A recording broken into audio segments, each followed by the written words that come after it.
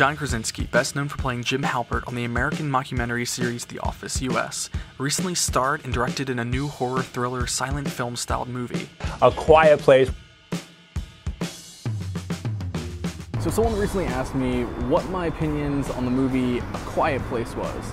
Now prior, I really didn't know anything about this film. I was just told it's a silent film, and then it kind of brought up the question is, well, how would a blind person enjoy a silent film, if at all?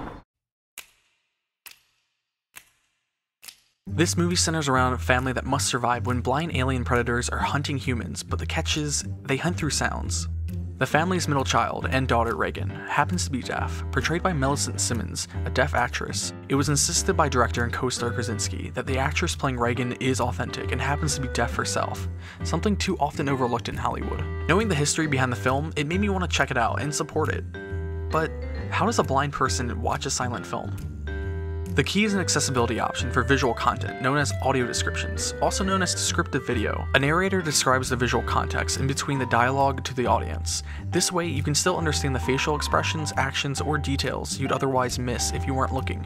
Audio descriptions are often offered at stage theater, on DVDs, cable broadcasts, on iTunes, Netflix, Amazon Instant Video, and in this case, movie theaters. Much like hard of hearing or deaf people would request a closed captioning device, I asked for an audio description headset. This can easily be done at guest services. So we just wrapped up and finished watching The Quiet Place, and audio descriptions worked pretty well. It got very quiet at times, like with the descriptions, when the music and the...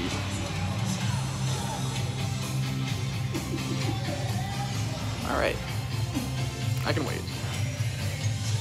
A movie that heavily relied on sign language and subtitles had all of the dialogue narrated to me through a voiceover that wasn't interrupting anyone else's experience with the film. Millicent Simmonds has stated in many interviews that with her co-stars and even crew learning sign language, it created an inclusive environment, and it was easy to bond with everyone on set. So that's how a blind person would enjoy a silent film, or any film for that matter. Overall, The Quiet Place was a thrilling and creative take on the horror genre, and does good for diversity and inclusion within the industry. It made you care for the characters and fear for their safety throughout the film, and that was the real suspense. It managed to convey an emotional experience without speech for most of the movie. I recommend it for anyone seeking a good thrill, blind or sighted. Any thoughts, Colton?